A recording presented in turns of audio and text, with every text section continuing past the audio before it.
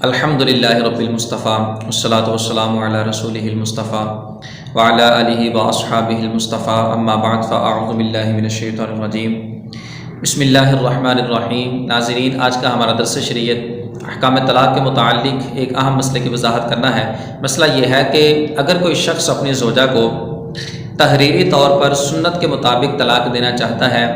تو اس کا طریقہ کار کیا ہے کہ جس کے مطابق وہ طلاق دے، طلاق بھی ہو جائے اور وہ شخص گناہ گار ہونے سے بچ بھی جائے۔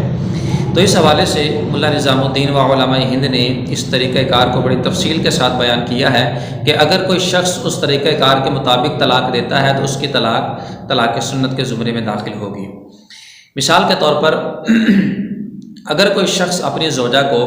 ایک طلاق سنت کے مطابق دینا چاہتا ہے تو اس کو چاہیے کہ اس انداز کے اندر تحریر لکھے کہ جب یہ میری تحریر تجھ تک پہنچے، اس کے بعد تجھے حیض آئے تو حیض سے جب تو پاک ہو جائے تو تجھے ایک طلاق۔ یوں ہی اگر ایک سے زیادہ طلاق دینا چاہتا ہے تو پھر اس انداز کے اندر 3 طلاقوں کا ذکر کرے کہ جب یہ میری تحریر تجھ تک پہنچے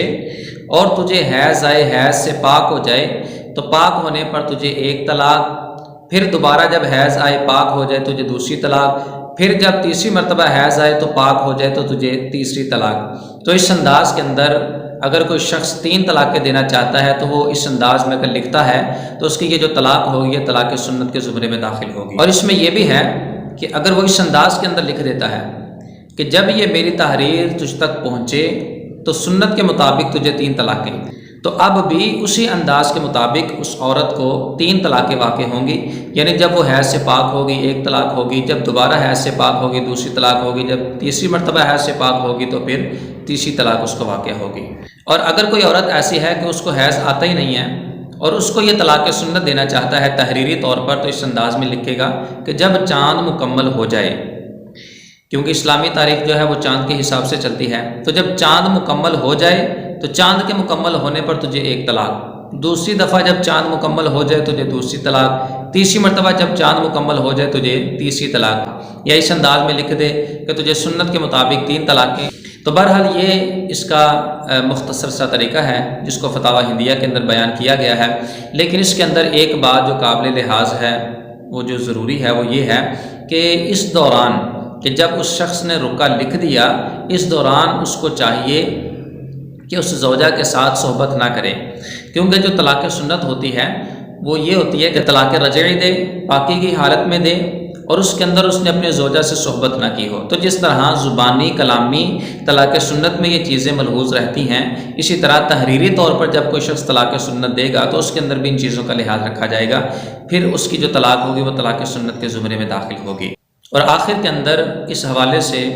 بالخصوص جو ہمارے وکلاء مسلمان بھائی ہیں وہ اس حوالے سے احتیاط برتیں، کیونکہ بہت زیادہ ان کی طرف سے بے احتیاطی ہوتی ہے اور اس انداز کے اندر ان کی تحریر ہوتی ہے کہ اس کے اندر جو طلاق دی جاتی ہے وہ نہایت ہی غلط طریقے سے اور خلاف سنت طریقے سے موجود ہوتی ہے۔ اس طرح کے مسائل آتے رہتے ہیں۔ اس طرح کا ایک مسئلہ بھی جو ہے وہ سامنے آیا جس کے اندر اس انداز میں ایک طلاق لکھی ہوئی تھی کہ جس میں 3 طلاقیں واقع ہو چکی تھیں۔ تو اس لیے اگر یہ ہمارے جو وکلاء مسلمان بھائی ہیں یہ ان شرعی معلومات کے مطابق طلاق تحریر کریں گے تو یہ خود بھی اس غلطی سے محفوظ رہیں گے، کیونکہ عموماً لوگوں کا رجحان ہے کہ جب انہوں نے طلاق تحریر کروانی ہو اور